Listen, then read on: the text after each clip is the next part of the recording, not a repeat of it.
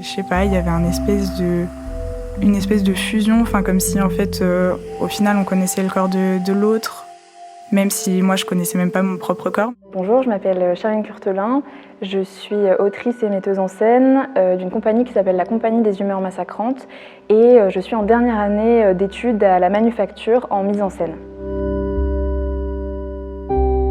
C'était pour lutter contre le harcèlement et le sexisme au sein des hautes écoles. Donc c'était par rapport à un appel à projet qui avait été lancé par la HESSO. Et moi j'avais envie de parler notamment des femmes qui aiment les femmes. Donc j'ai décidé de raconter leurs histoires et de leur donner la parole parce que c'était des récits qui me semblaient assez invisibilisés ou alors mal représentés. Et donc j'avais envie de le raconter moi et avec les voix d'autres femmes et aussi de professionnels.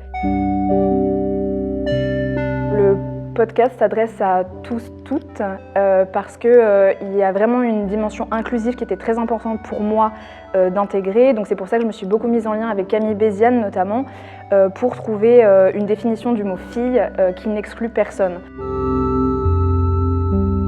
J'avais tous les sujets du podcast avant de réaliser. Après, il y a des choses qui sont plus ou moins précisées au cours de l'écriture et de la réalisation, mais les 5 épisodes étaient déjà pensés et ont été réalisés à peu près comme tels.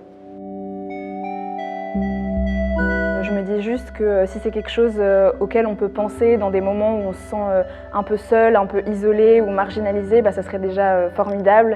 Et puis il y avait quand même cette fonction de faire connaître des histoires qu'on ne connaît pas forcément. Et du coup, je me dis que peut-être ça serait ça qu'on pourrait garder avec soi.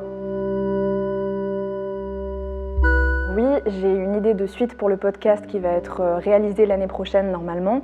Et je travaille en ce moment sur 2 créations, mais pour le théâtre, qui reprennent notamment l'histoire de Myriam et Raphaël qu'il y a dans le podcast, mais qui parlent plus spécifiquement du deuil et de la mort.